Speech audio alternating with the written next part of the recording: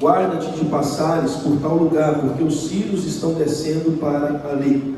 O rei de Israel enviou tropas ao lugar de que o homem de Deus lhe falara e de que eu o tinha avisado, e assim se salvou não uma nem duas vezes.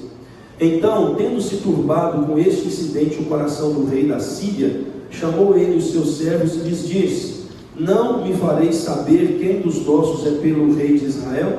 Respondeu um dos seus servos: ninguém, ó rei, meu senhor, mas o profeta Eliseu, que está em Israel. Faz saber ao rei de Israel as palavras que falas lá na câmara de dormir.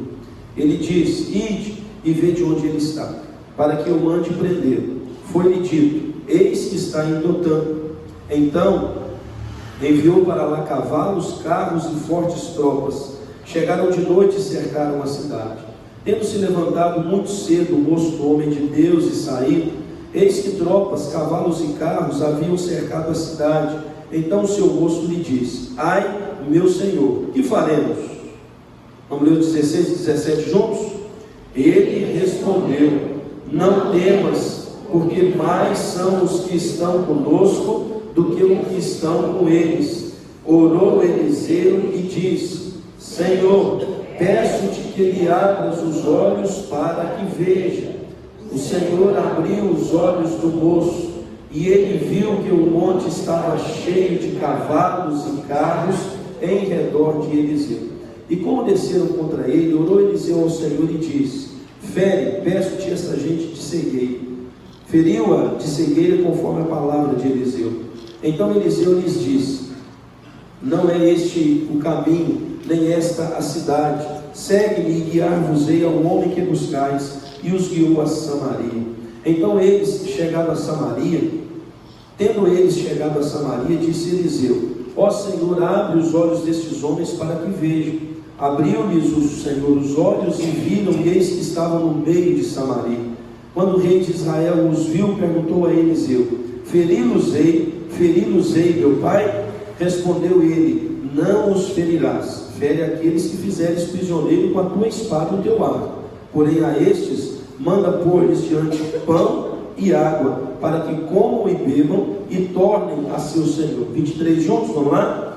Ofereceu-lhes o rei grande banquete, comeram e beberam, despedidos e foram para seu senhor, e da parte da Síria não houve mais investidas da terra de Israel.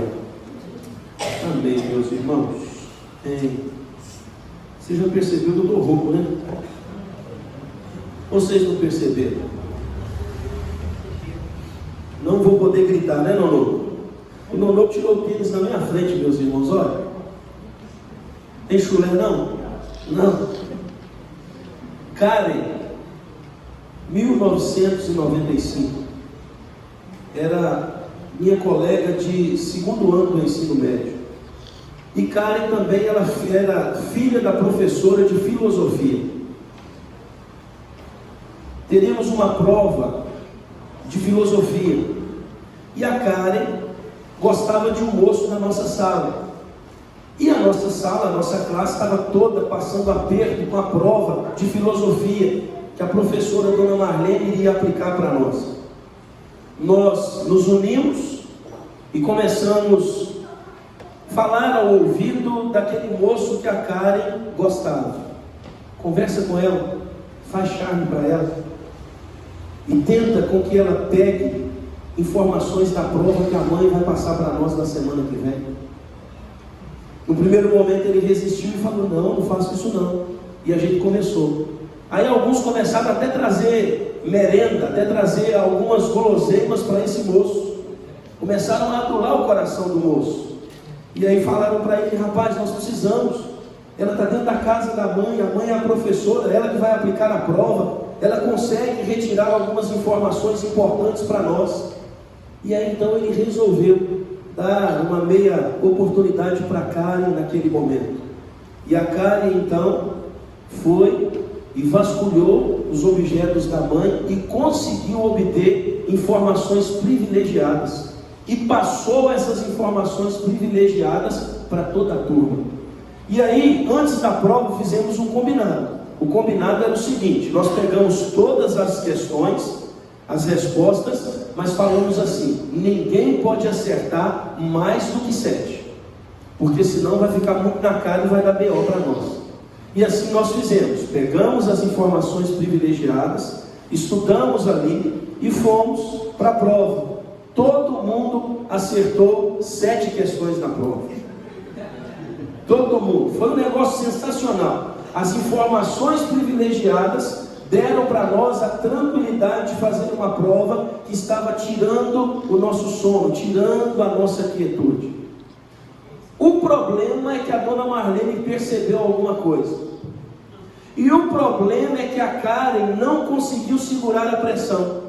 E a Karen contou para a dona Marlene: os meninos me fizeram mal, fizeram chantagem e pediram para eu pegar as informações, e por medo eu peguei, mas eu não achei que a senhora ia perceber que isso havia acontecido. Aquilo foi um problemão na escola.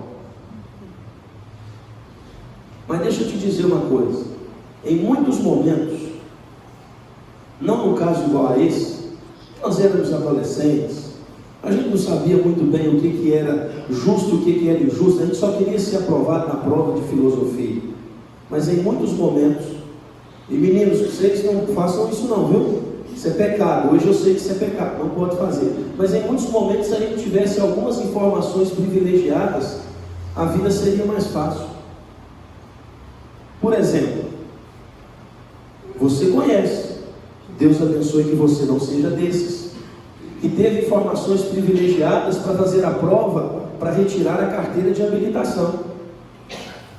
Pagou lá um determinado valor a alguém, e esse alguém passou a você, ou passou a aquela pessoa que você ficou sabendo lá do outro estado brasileiro, e aí então, por essas informações privilegiadas, a habilitação foi conquistada. Talvez eu esteja falando com algum moço que, quando começou a galantear hoje a esposa ou hoje a namorada, em primeiro lugar foi atrás de informações privilegiadas. Chegou perto da melhor amiga, deu um presente para a melhor amiga, falando assim: olha, o presente é só para você me ajudar. Eu preciso saber o que ela mais gosta, cor favorita, a comida que mais encanta o coração dela, e qual é o chocolate que, se eu der de presente, vai fazer toda a diferença. Aí chega a informação privilegiada, e de repente o galanteador chega lá, e ele se transforma em um profeta para aquela moça, e ela pensa assim: esse é o que eu precisava, ele consegue ler os meus pensamentos. Tempos de política, eu gosto, só não me envolvo aqui, mas eu gosto. Você já pensou se um partido colocar um infiltrado lá no outro, na diretoria do outro, para que toda reunião que o partido contrário, para que o adversário esteja fazendo todos os cálculos, todas as estratégias, e esse infiltrado começa a mandar informações privilegiadas para o outro partido? Sempre esse infiltrado vai dar uma grande vantagem para esses que estão recebendo as informações privilegiadas. Sabe qual é o problema do ser humano? Grande problema, um grave problema, é que ele sabe que não consegue dominar o próximo minuto. E entendendo que ele não tem condições de dominar o próximo minuto, ele fica atrás, muitas vezes, de informações privilegiadas. O problema é que geralmente elas não chegam da forma que ele gostaria, ou dentro daquilo que é a configuração de sua busca. E aí, quando, meus irmãos, nós queremos de alguma forma dominar o próximo minuto, nós corremos o risco de tomar atitudes que sejam indevidas diante dos olhos de Deus. A gente propõe ao nosso coração algumas atividades e escolhas para tentar fazer com que o dia de amanhã seja uma possibilidade dominada pela nossa própria habilidade pessoal. Mas geralmente isso não funciona. Mas a grande questão é que, se eu e você pudéssemos, compraríamos todas as informações importantes para garantir o sucesso do nosso amanhã. E aí nós estamos diante do moço que está recebendo informações privilegiadas. O rei da Síria sempre levantou, não é um rei da Síria, quase todos os reis que passaram pela Síria, nessa época aqui do texto bíblico, levantaram guerras contra Israel. Israel era uma terra desejada, por causa da localidade geográfica e por causa da fertilidade daqueles terrenos. E aí a Síria sempre desejou invadir Israel. E aqui tem um rei querendo invadir Israel. Só que esse rei, quando estava lá no seu quarto, lá na sua hora de dormir, maquinando uma estratégia para invadir Israel, descobria no outro dia que tudo que ele pensava, tudo que ele estava arquitetando, estava chegando aos ouvidos do rei de Israel. Ele planejava um ataque, quando o ataque ia começar, ele era surpreendido porque Israel já estava lá o esperando. E isso não foi uma nem duas vezes, foram algumas vezes, e ele se revoltou. É natural que um homem ímpio vá pensar: tem um traidor aqui, tem alguém que está passando informação privilegiada, tem alguém que está jogando terra no nosso doce, tem alguém que está fazendo com que tudo que eu penso, tudo aquilo que eu estou arquitetando, chegue em primeira mão ao rei de Israel e dê ao rei de Israel a possibilidade de se organizar e não sofrer derrotas. E aí ele começa a procurar quem é esse infiltrado. Só que chega um moço e diz o seguinte: não tem infiltrado entre nós, mas é um moço que está lá em Israel, ele é profeta, e tudo que você está pensando lá no seu quarto, na sua câmara de dormir, ele tem revelado ao coração do rei de Israel. Isso subiu uma ira, isso fez com que subisse uma ira no coração desse rei, que ele organizou um verdadeiro arsenal para ir onde Eliseu estava. Ele vai mandar um grande exército para prender apenas um homem. E quando ele manda esse exército, ele rodeia a cidade, e Geazi, provavelmente que era o discípulo mais chegado de Eliseu, Geazi, ele corre na parte da manhã do dia, talvez para buscar água e fazer um café, talvez alguma coisa assim, e ele percebe esses inimigos rodeando a cidade, e eram inimigos para perder de vista. Ele volta para dentro da casa desesperado, e ele diz assim: olha, nós estamos perdidos, ai meu Senhor, o que será de nós? Aí de repente Eliseu acalma o coração de Geazi, dizendo para ele assim: olhe para os montes. E ele ora pedindo a Deus que abrisse os olhos espirituais daquele menino. E quando ele olha para os montes, muito mais numeroso e muito mais poderoso que o exército sírio, eram os anjos e os cavalos que foram mandados, enviados por Deus para guardar os seus filhos.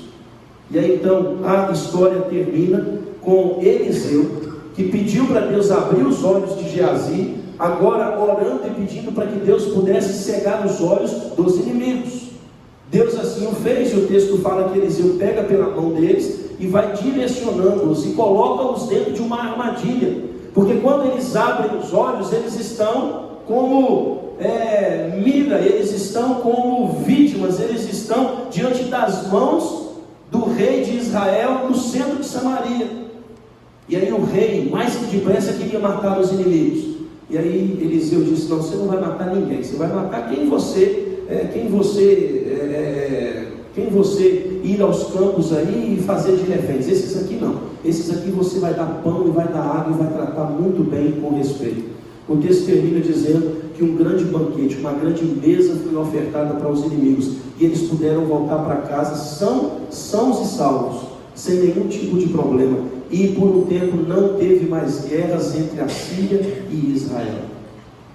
E aí nessa narrativa toda, o que nós precisamos aprender aqui nessa noite? Se nós estamos falando que o maior sempre está conosco, qual é a grande mensagem para mim e para você? Preste atenção. A mensagem dessa história para mim e para você é: Deus age de forma extraordinária, promovendo vitória ao seu povo e oferecendo paz ao seu inimigo. Deus age de forma extraordinária, promovendo vitórias ao seu povo e oferecendo paz ao seu inimigo. E a gente vê isso aqui de forma clara. A gente começa a observar isso no verso 8 e verso 9. Olha aí na sua Bíblia, verso 8 e verso 9.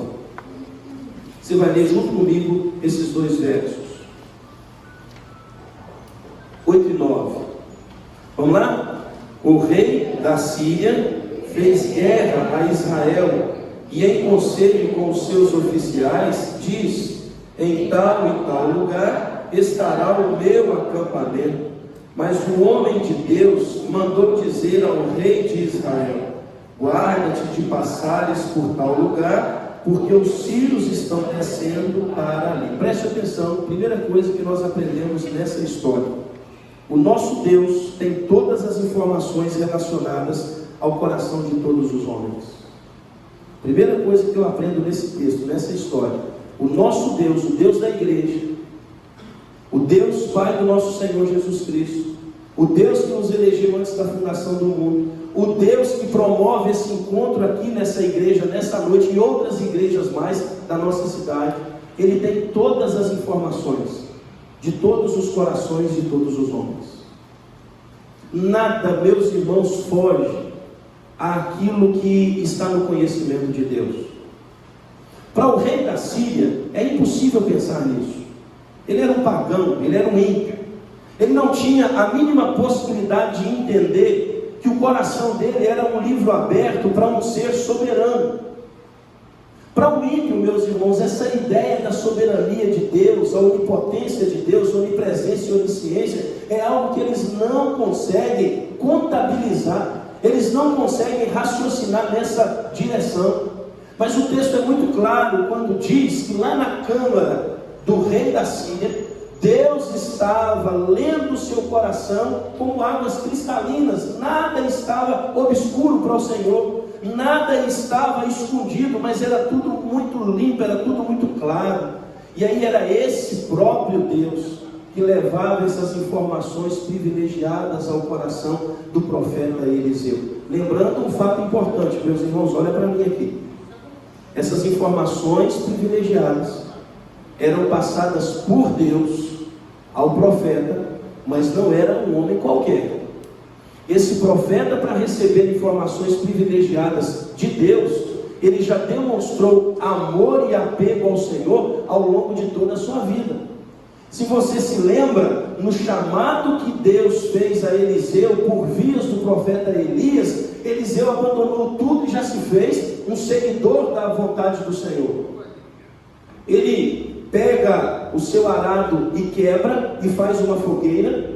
Ele pega as juntas de bois, ele mata e faz um momento de sacrifício e adoração ao Senhor. Ele se despede dos pais e ele vai seguir ao chamado que recebera da parte de Deus por meio do profeta Elias. Se você vai caminhando com Eliseu, você vai perceber que ele não dá um minuto de sossego para Elias. Ele quer aprender todas as coisas. Elias falava com Eliseu assim: olha, eu vou ali fazer tal tarefa, você vai ficar aqui e me esperar. Aí sabe o que Eliseu falava? Eu jamais te deixarei, eu vou andar com você. E aí Eliseu acompanhava Elias por todos os lugares. Lembra quando Elias perguntou para Eliseu o que ele queria receber antes de Elias subir aos céus? Lembra o que Eliseu respondeu? O que Eliseu respondeu? Porção dobrada do teu espírito. Ou seja, eu quero sabedoria tamanha àquela que Deus está te dando, e se possível um pouco mais. O que foi dado a ele? Aquilo que ele solicitou a Elias. Ou seja, esse homem que recebe informações privilegiadas é um homem que andava com os ouvidos colados ao coração de Deus. Mas o ponto aqui importante é entendermos, meus irmãos, o seguinte. Deixa o moço lá, vamos ficar só comigo aqui. É entendermos o seguinte: você já teve aquele momento de apertos? Aquele momento que parece que tudo está começando a ficar de cabeça para baixo? Você já viu quando nós olhamos para a realidade política do mundo? Há uma terceira guerra sendo forjada. Não sei se vai acontecer, mas ela está sendo forjada. Há um movimento mundial que quer acuar Israel. É só os Estados Unidos dizer que não mais vai cuidar de Israel, que não mais vai parear a Israel, e Israel vai ser o motivo de uma terceira guerra mundial. Você está percebendo que está um movimento esquerdista ao redor do mundo, do planeta todo, que está perseguindo com crueldade todos aqueles que são ou que confessam ser conservadores. Você começa a perceber no nosso país um aperto financeiro. Você começa a perceber que a gasolina vai ficando sem controle, o preço. E aí então a gente fica assim, o que está acontecendo? Onde é que vai parar essa história? E você começa a ficar meio que desconfiado. E a desconfiança tem o poder de nos levar a uma falta de fé, a uma falta de saber que Deus governa todas as coisas. Deixa eu dizer para você, todos os corações dos homens é livro aberto para Deus, e Deus sabe exatamente o que está acontecendo. Ele não perdeu o controle da história, o volante da história não está nas mãos do acaso. Deus está dirigindo segundo a vontade dele todas as coisas, por mais que tenham aqueles momentos, meus irmãos, que eu olho e eu não consigo compreender. Aquele cenário que eu visualizo e penso assim, podia ser diferente. Por que não ameniza? Por que não nos dá descanso? Por que a coisa não pode ser um pouco mais leve? Por que temos que enfrentar tamanhos inimigos? Todavia, meus irmãos, Deus conhece o coração de todo mundo.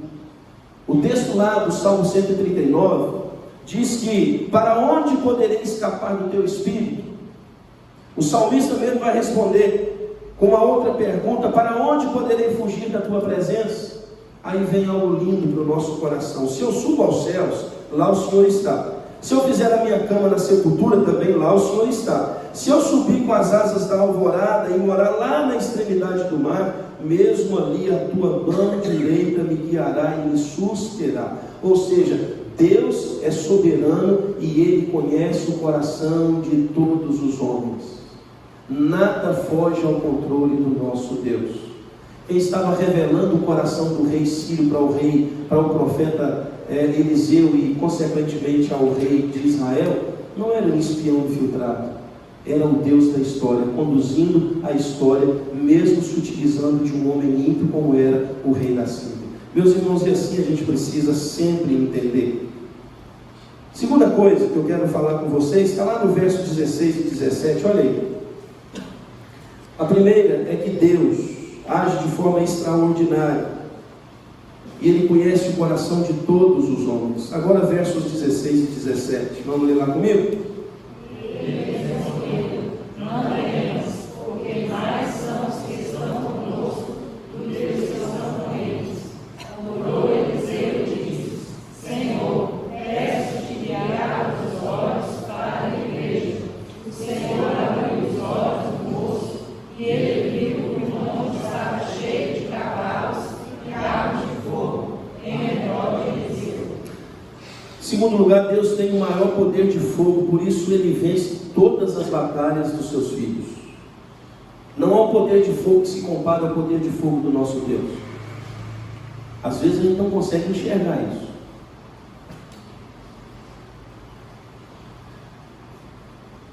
O grande problema na vida de um cristão não é se Deus está agindo, mas é a incapacidade de ter os olhos espirituais abertos e sensíveis para perceber essa ação.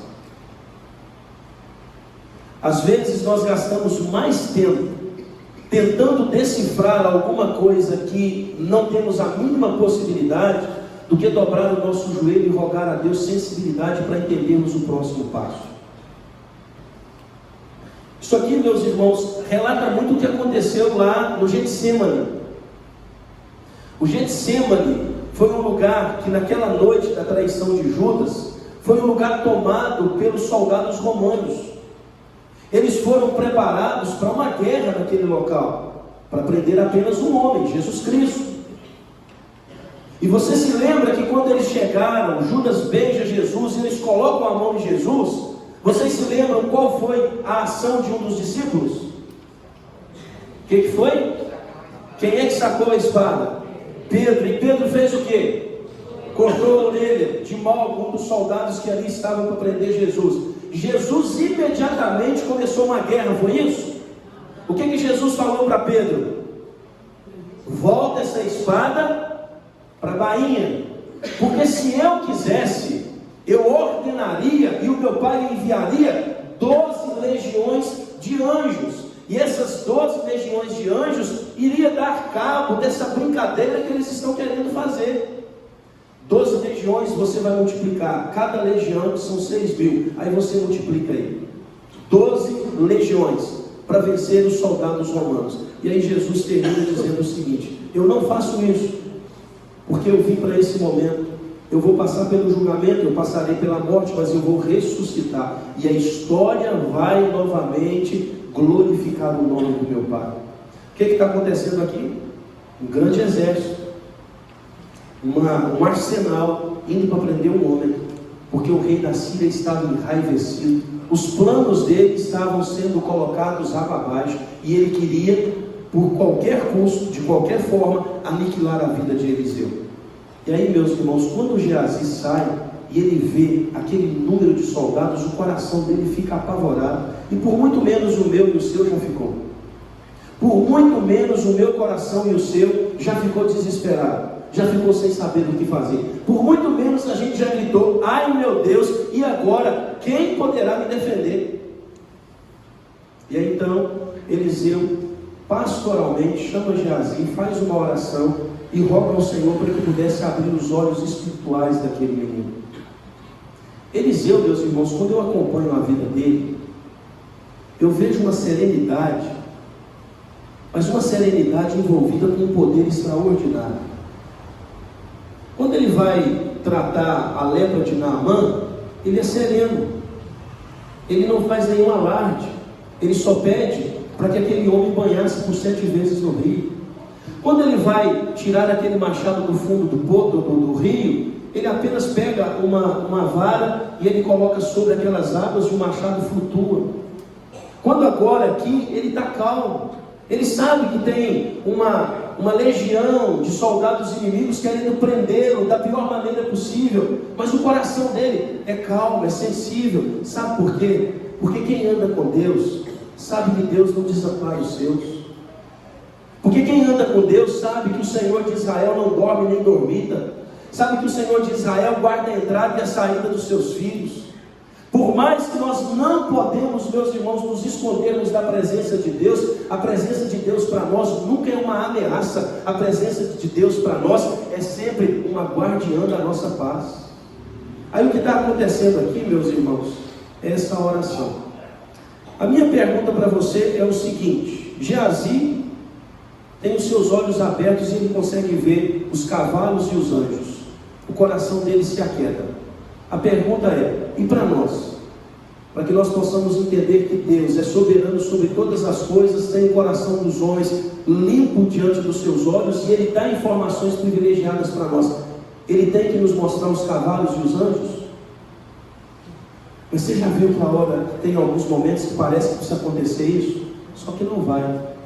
Isso foram questões pontuais. Agora, você sabe como que Deus nos mostra que Ele está conosco?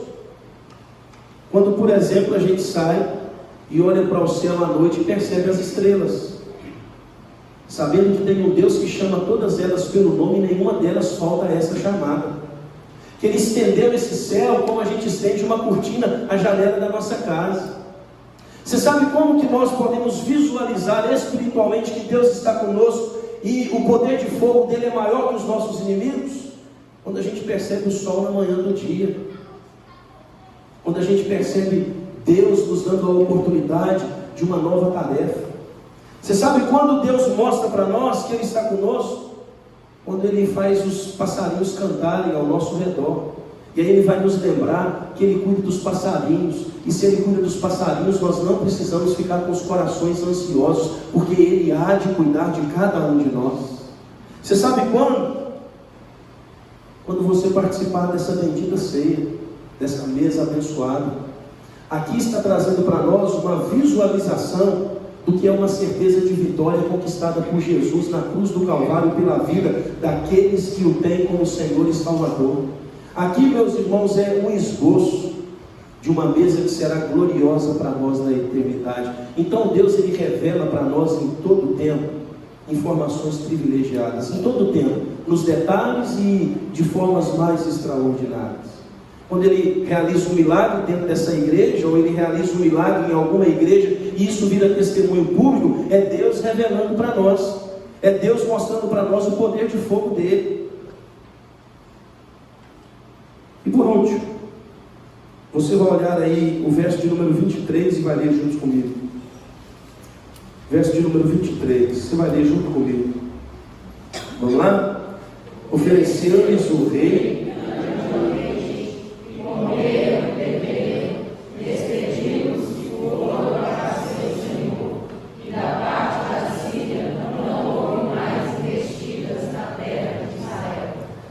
Se você ler do verso 18 até o 23, mas aí nós ficamos apenas com o 23, você vai ver que Deus cegou os olhos dos soldados sírios. E aí então Eliseu fez um movimento. E qual foi o movimento? Não é aqui que vocês deveriam procurar. Se adolescentes não se comportarem, eu vou pedir um diácono para ficar no meio, tá bom?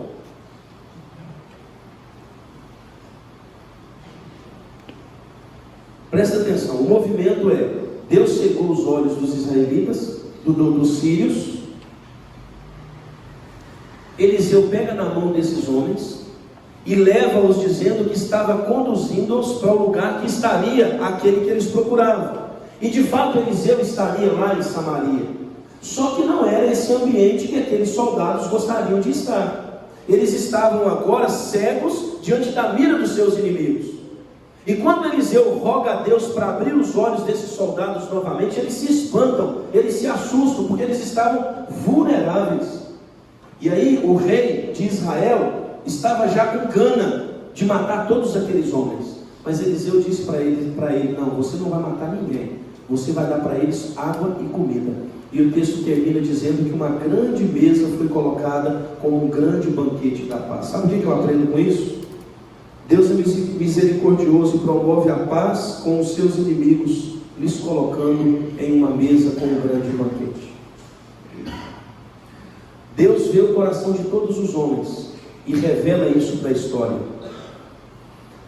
Deus nos afirma que nenhum poder de guerra é tão grande e tão poderoso quanto o dele.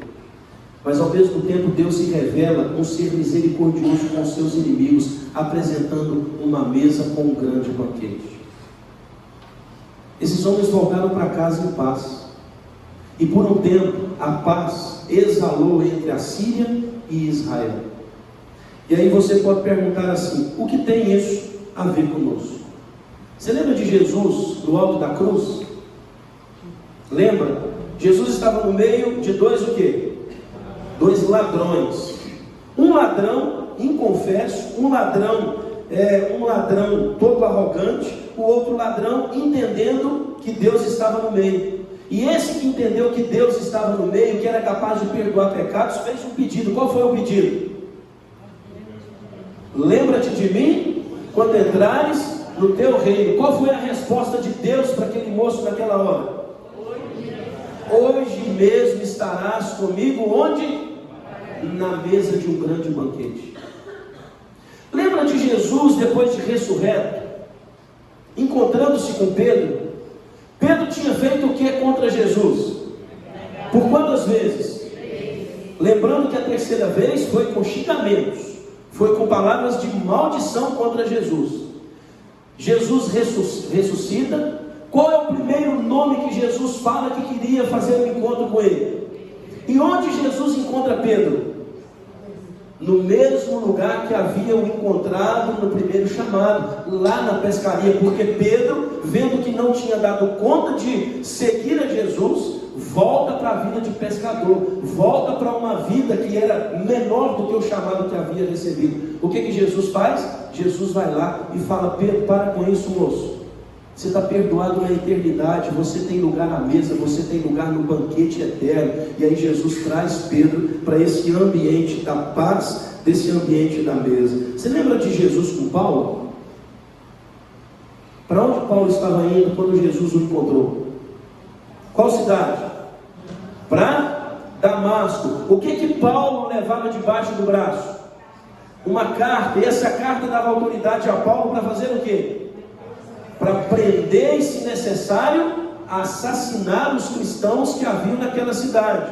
E aí Jesus então faz o quê? se encontra graciosamente com Paulo. Paulo cai ao chão e por 3 dias ele fica cego. E aí quando ele volta a enxergar naturalmente, também espiritualmente ele está entendendo que Jesus o colocou à mesa para um grande banquete da eternidade. E você? Você sempre foi amigo de Deus? Você sempre foi amigo de Deus? Ou em algum momento ele poderia ter fulminado você? Ou em algum momento ele poderia ter aniquilado você? Mas ele resolveu graciosamente te ofertar a misericórdia. Qual é o seu mérito? Para você se achegar em paz na presença de Deus. Qual é o seu mérito? Para você se apresentar a essa mesa bendita, gloriosa. Você sempre viveu a igreja? Você sempre viveu as palavras desse livro bendito? A sua vida é impecável? Você tem cacife para se apresentar diante do tribunal da vida e dizer assim: eu mereço por mérito próprio adentrar a vida eterna, adentrar ao banquete eterno? Ou Deus te encontrou quando você era um grande inimigo dele? Ou Deus estendeu a bandeira branca para a sua vida dizendo: vinde a mim, você está cansado, você está sobrecarregado, venha, eu vou te aliviar, eu darei a você vida, eu darei a você vida em abundância. Meus irmãos, tudo isso que está acontecendo aqui na vida dos sírios aconteceu sobre a minha vida e sobre a sua vida. Um dia nós ficávamos com muita raiva de algumas situações que Deus revelava de alguma forma a nós, e aquilo perturbava o pecado que gostaríamos de cometer. E a gente então queria tomar tempo, a gente queria ir para a prova dos 9. Por muitas vezes a gente ficou bravo com a mãe, ficou bravo com o pai, ficou bravo com o amigo que falou do evangelho, ficou bravo com o pastor que pregou e veio um confronto ao pecado que eu cometia. Por muitas vezes alguém tentou abrir os meus olhos, mas a minha arrogância expulsou essa pessoa da vida. Deus tentando revelar graça e eu tentando abraçar o pecado. Mas de repente, ao invés de ser fulminado pela ira de Deus, eu fui restaurado pelo amor eterno dele na pessoa de Jesus Cristo. Louvado seja Deus por isso. Eu e você não merecíamos estar aqui nessa noite. Muito menos eu e você não merecíamos e não mereceremos a vida eterna que Cristo garantiu para nós ao vencer todos os inimigos dele. Sabe qual é o convite para mim e para você nessa noite? Veja as revelações de Deus. Ele está falando com você todo dia. Todo dia. De todas as formas. Ele fala com você na igreja e fora dela. Ele fala com você através de pessoas. Ele fala a você através até de sofrimentos. Deus revela para mim todos os dias quem Ele é. Eu não preciso mais da Karen para me ajudar a ser aprovado numa prova. Eu preciso apenas ver os sinais que Deus apresenta para a minha vida todos os dias. Encostar os meus ouvidos no coração dele e perceber as palavras misericordiosas que dele vêm para conduzir a minha história nessa terra. Então o convite nessa noite, meus irmãos, é que você se assente a essa mesa para um grande banquete, se alimentar da pessoa de Jesus Cristo. Quero convidar o Ministério de Louvor, que nós vamos agora para esse momento da Santa Ceia.